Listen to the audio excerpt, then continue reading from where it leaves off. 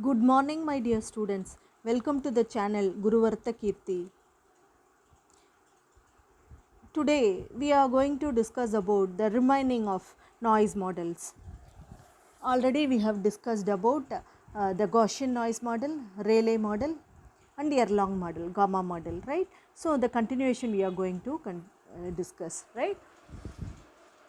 And the next type of model is nothing but it is a exponential noise model. This model defines as like this: the exponential noise model. The PDF probability density function is given by a e power, this is about a, is e power minus a z for z is greater than or equal to 0. So z is greater than or equal to 0, z is greater than or equal to 0, this will be a e power z, a e power minus a z, right? So if you are applying z various value and a we are applying, means you will be getting this exponentially decaying waveform.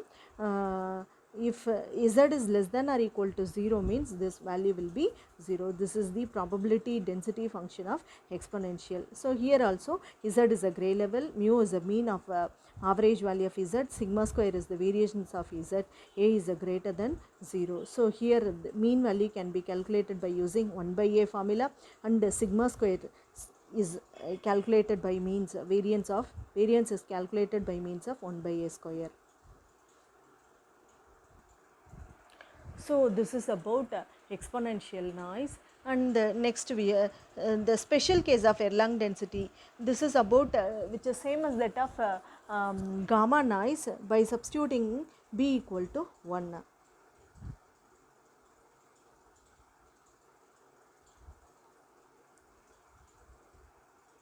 So the next type of noise is about uniform noise. So before describing the P of Z, we have to discuss about what is uniform noise. So the noise, this particular uniform noise is caused by quantizing the pixel of sensed image to a number of discrete levels is known as quantization noise. This noise is also called quantization noise. This noise is caused by, this uniform noise is caused by quantizing the pixel of sensed image. Already we have sensed the image. In that image the pixels are quantized. So because of this quantization the noise will occur, means this is called uniform noise. It has an approximately uniform distribution. It has an approximately uniform distribution like this. Though it can be a signal dependent, it will be signal independent if other noise sources are big enough to cause dithering, or if dithering is explicitly applied. So this kind of noise is applied occurred by means of quantizing the pixel of sensed image. So this is the probability density function of uniform noise. This values will be uniformly distributed over the interval a to b, otherwise it will be 0. Here also z is a gray level. Here mu we are calculating based upon a plus b divided by 2, and a square, sigma square we are calculating b minus a square, b minus a the whole square divided by 12. So this is about the uniform noise.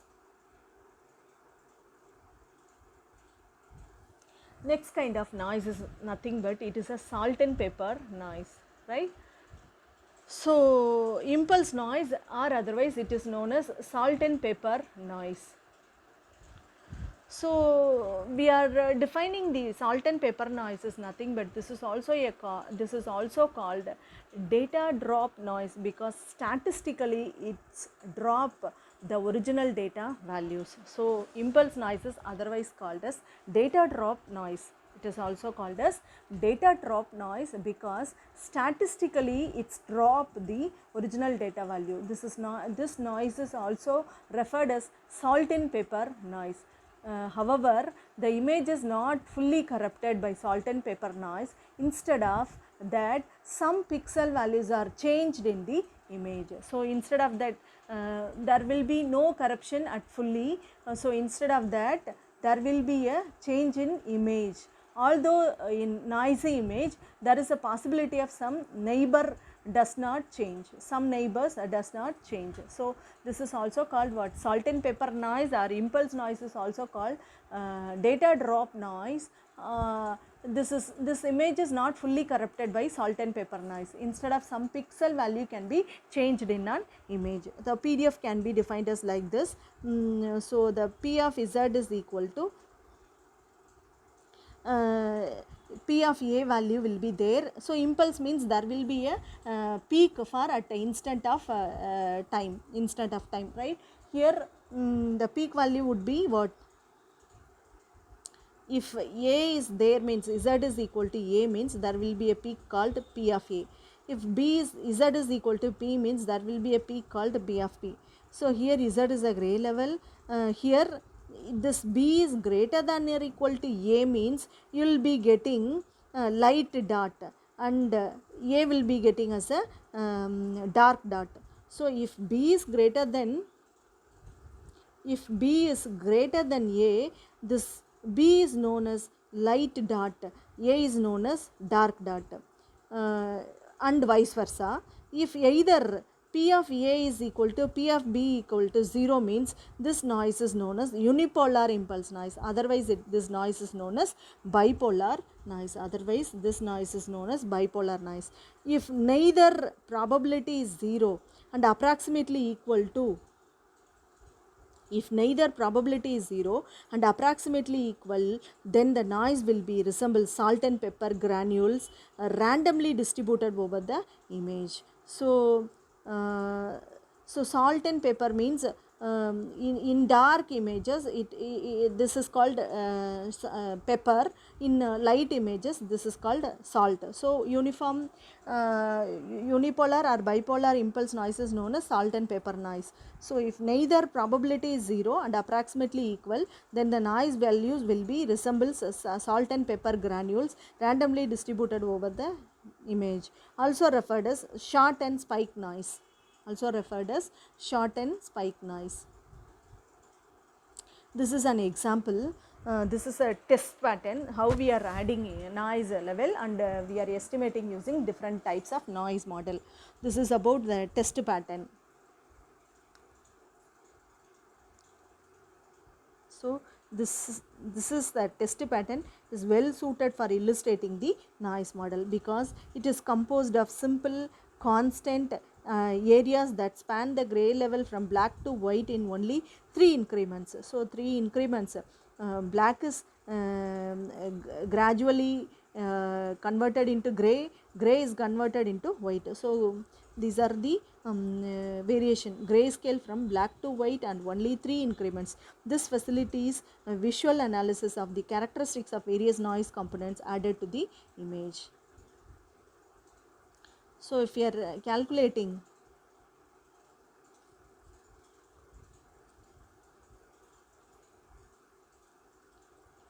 so this image is corrupted by means of different kinds of noise. If you are applying the mathematical model means you will be getting like this. If you are applying for this corrupted image,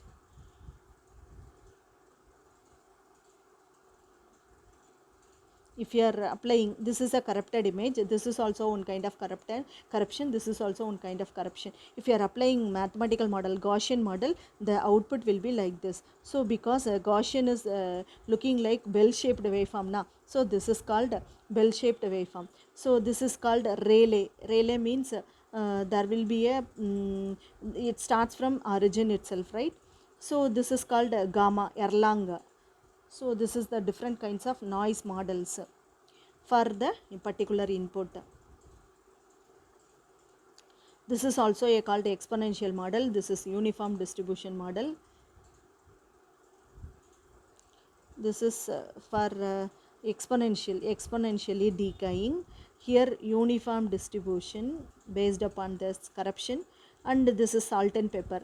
Dark area is called pepper and white area is part. If you are applying this corrupted image to impulse noise means you will be getting like this. The graph is getting like this.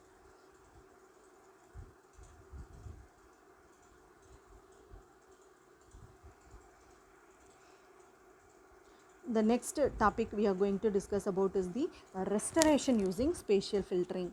We can use spatial filters for different kinds to remove different kinds of noise. So spatial filtering for restoration, we'll be using spatial filtering for enhancement also, and also restoration also we'll be using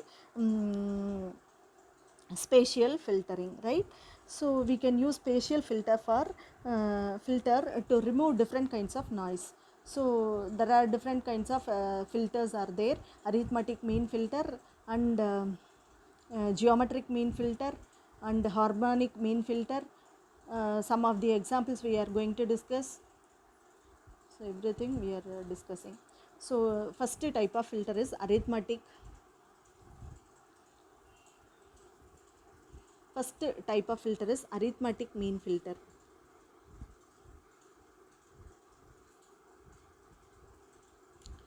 So let Sxy represents the set of coordinates in rectangular subimage. This is about subimage. This subimage for arithmetic mean filter, the filter component matrix will be varying from 3 cross through only 3 matrix it consists: 3 cross 3, 5 cross 5, and 7 cross 7. We can use either any one of these three, right? So here we are applying 3 cross 3 matrix.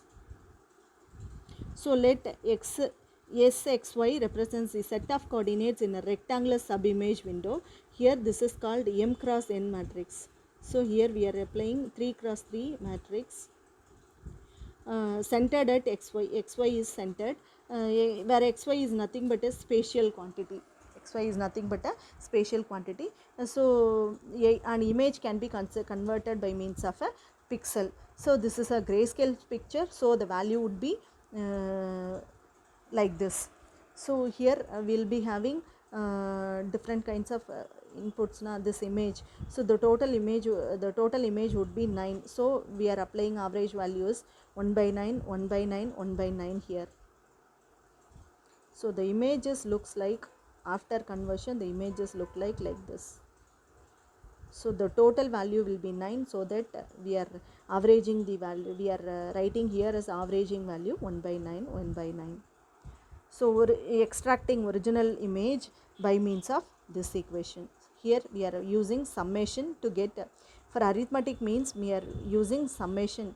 This g of s comma t is nothing but it is a corrupted image that can be extracted by means of mean filter.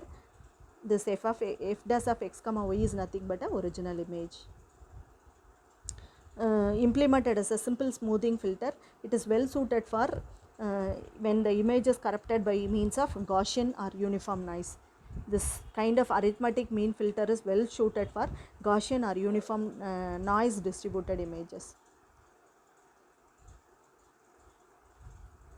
Next thing is about geometric mean filter. Geometric mean filter. So each restored pixel is given by this arithmetic mean filter is represented by means of summation. Here the geometric mean filter is represented. The geometric mean filter is represented by means of product.